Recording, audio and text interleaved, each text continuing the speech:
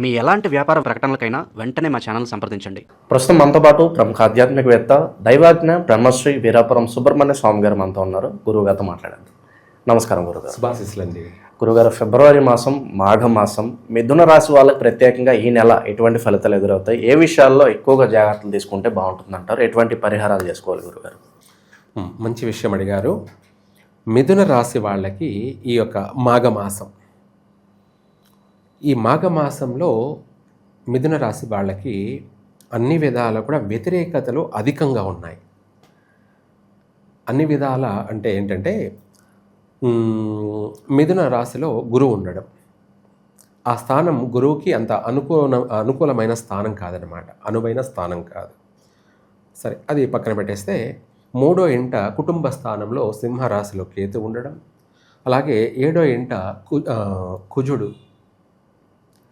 8వ ఇంట గ్రహ సంచార ప్రభావాల వల్ల, అలాగే వృత్తి స్థానంలో కూడా శని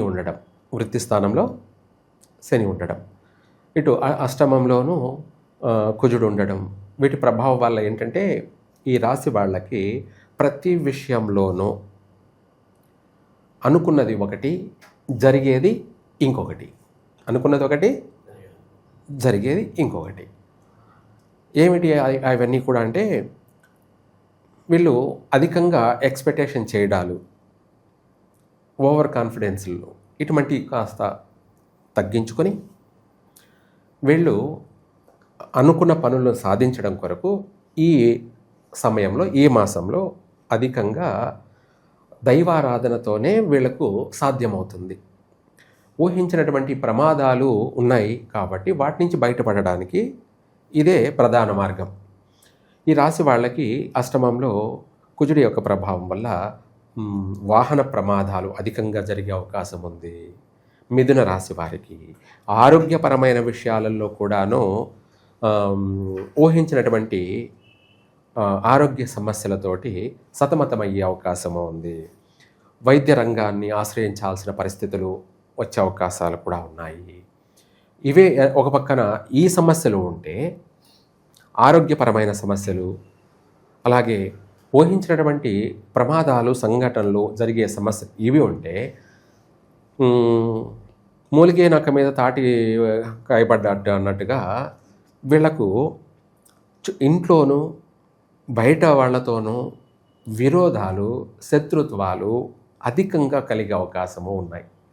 కుటుంబ సభ్యులే, లాస్ట్కి పిల్లలు కూడా వ్యతిరేకించే సమస్యలు ఎదిరించేటువంటి అవకాశాలు కూడా ఉన్నాయి.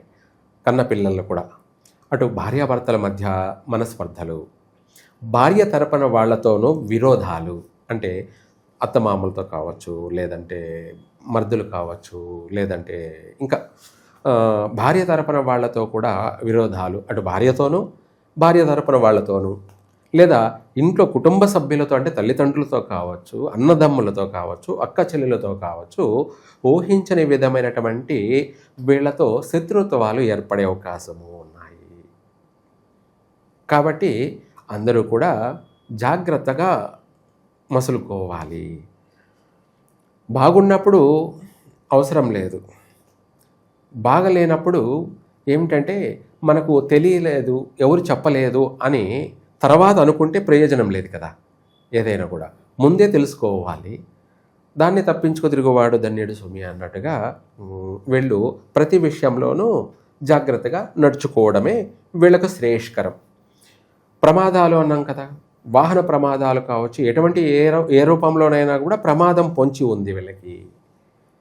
అది ఆర్థికపరమైనటువంటి నష్టాలు కావచ్చు, లేదంటే వాహన ప్రకారంగా ప్రమాదాలు కావచ్చు, ఆరోగ్యపరమైనటువంటి ప్రమాదాలు కావచ్చు, బంధుమిత్రులతో ఊహించినటువంటి గొడవలు, కొట్లాట్లు, సంఘటనలు కావచ్చు, ఇంట్లో వాళ్ళతోనూ లేదా బయట వాళ్ళతోనూ కూడాను, చేసే ఉద్యోగాల్లో తోటి ఉద్యోగస్తులతో కూడా దాడి, చేసే పనులందు లేదు వ్యాపారాలందు కూడాను ఇటువంటి సమస్యలు అధికంగా ఉన్నాయి. కాబట్టి అన్ని విషయాలలో కూడా ఎక్కువ శాతం అధిక సమస్యలు, నష్టాలు ఉన్నాయి. కాబట్టి వీళ్ళు దైవారాధనతోనే వీటిని జయించగలుగుతారు.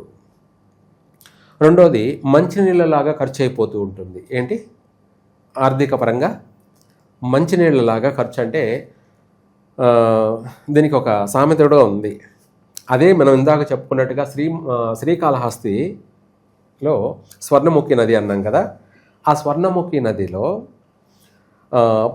గుడి పని చేస్తూ అప్పుడు ఎండల కాలంలో నది నీళ్లు ఉండవు అన్నమాట. అప్పుడు ఏం చేస్తారు అంటే, నీళ్లు కావాలి అంటే ఇప్పుడు మారిగా బోర్లు లేవు కదా, ఇసుకని లోడితే నీళ్లు ఊరుతాయి. ఏమిటి? నీళ్లు ఊరుతాయి. ఆ నీళ్లు మంచి నీళ్ళు అనమాట, స్వచ్ఛంగా శుభ్రంగా ఉంటాయి. ఆ నీళ్లను తాగేవాళ్ళు అనమాట. అలా ఒకడేం చేశాడు అంటే, ఈ నీళ్ళు అయిపోతాయేమో అట్నే ఉంచుకుందాము అని చెప్పేసి వీడు గొంతు ఎండబెట్టుకునేవాడంట. అంటే అవివేకి. ఏమిటి? అవివేకి. ఎందుకు అంటే నీళ్లు తాగేస్తే అయిపోతాయి అనుకుంటున్నాడు. ఇసుకలో నీళ్ళు అయిపోవు. ఎంత తోడుకుంటూ ఉంటే అంత ఊరుతూ ఉంటాయి అన్నమాట. ఇప్పుడు మనం వచ్చిన నీళ్ళని ఒక చెమ్ముడు నీళ్ళు తీసుకున్నాం అనుకోండి, కొద్దిసేపు ఉంటే మళ్ళీ చెమ్ముడు వచ్చేస్తాయి. అలా నీళ్ళు ఊరుతూనే ఉంటాయి అన్నమాట. అది వాడికి తెలియక తీసేసుకుంటే అయిపోతాయేమో, అందరూ తాగుతారేమో, నాకు ఉండవు అని చెప్పేసి వాడు దాన్ని తోడుకునేవాడు కదంట. గొంతు ఎండిపోయేవాడు, ఆరోగ్యాన్ని భంగం చేసుకొని మళ్ళీ మరుసటి రోజు పనికి రాలేకపోయాడట. గుడి నిర్మాణ పనికి కూడా రాలేకపోయాడు, ఎందుకంటే అనారోగ్యం చేసిందన్నమాట. అలా కొన్ని విషయాలలో ఎక్కడ డబ్బు ఖర్చు పెట్టాలో అక్కడ డబ్బు ఖర్చు పెట్టాలి, ఎక్కడ డబ్బు ఖర్చు పెట్టకూడదో అక్కడ డబ్బు ఖర్చు పెట్టకూడదు.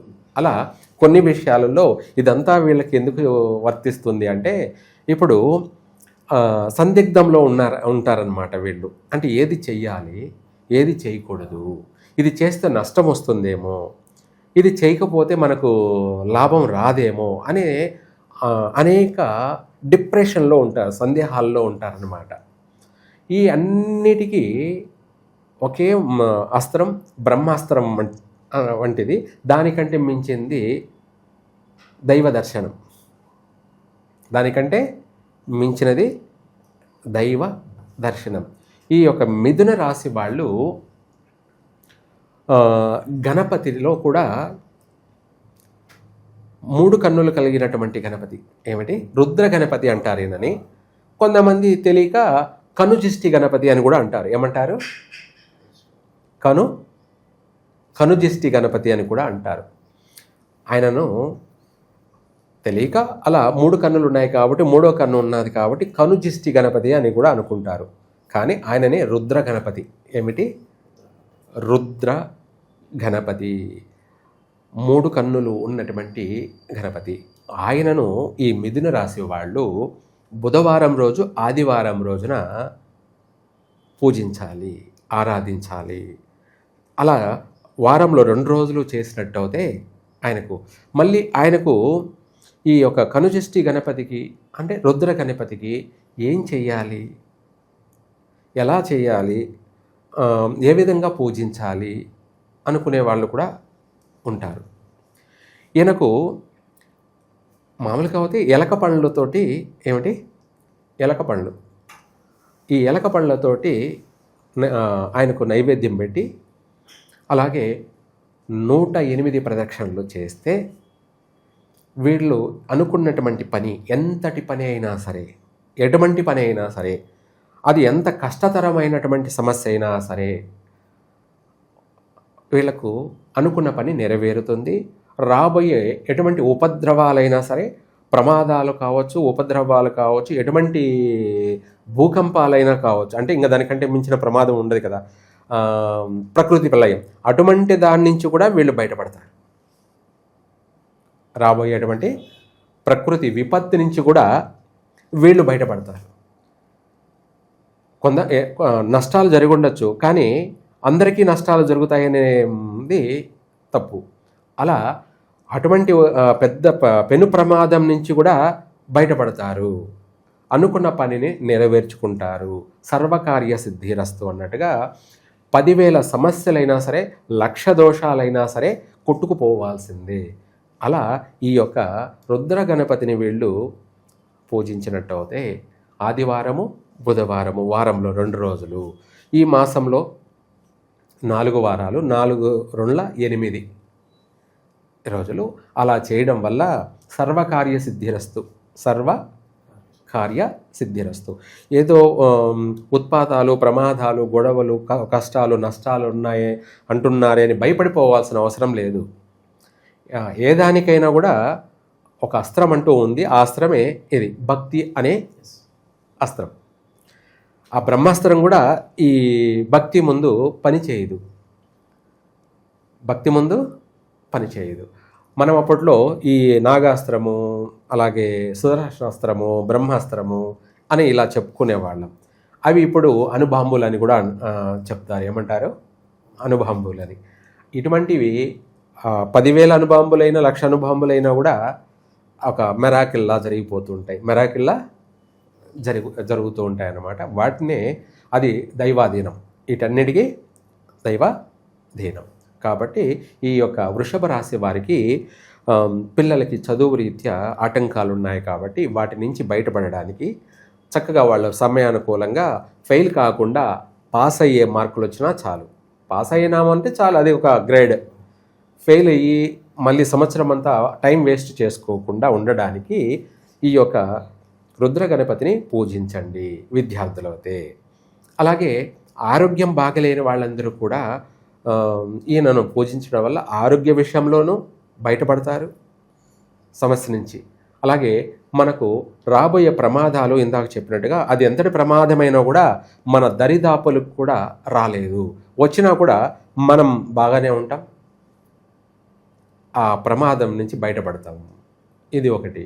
తర్వాత అనుకున్న పని సమయానుకూలంగా, అనుకున్న సమయానికి కాకపోయినా వెనక ముందు, అంటే ఈరోజు అనుకున్నాం, ఈరోజు కాకపోయినా రేపు అవుతుంది. ఈరోజే అవ్వాలి, ఈరోజే అయిపోవాలి అంటే టైం అనేది బాగలేదు కదా. అందుకనేసి మనం దైవానుగ్రహంతో మన ప్రయత్నం మనం చేస్తే, ఈరోజు చేస్తే రేపు అవుతుంది. ఈరోజు కాకపోయినా రేపైనా పర్వాలేదు కదా. అదే మనం చేయలేదనుకోండి, రేపు కూడా కాదు, నెలంతా కూడా కాదు. అప్పుడు అది కష్టమే కదా. అందుకనేసి ఏదైనా కూడా ప్రతిదీ మూవ్ అయిపోతూనే ఉండాలి, ఆగిపోకూడదు. ఆగిపోకూడదు. శరీరంలో కూడా రక్తం అనేది నరాలను ప్రవహిస్తూ ఉంటేనే, మూవ్ అయిపోతుంటేనే ఏ ఆరోగ్య సమస్య రాదు. ఎక్కడైనా ఆగిందనుకోండి, మొత్తం శరీర వ్యవస్థకే అనారోగ్య సమస్యలు అనేది స్టార్ట్ అయిపోతాయి. అట్లాగా జీవితంలో మనము అభివృద్ధి విషయంలో ముందుకు వెళ్ళాలి అంటే తప్పకుండా గణపతిని ఆరాధించండి.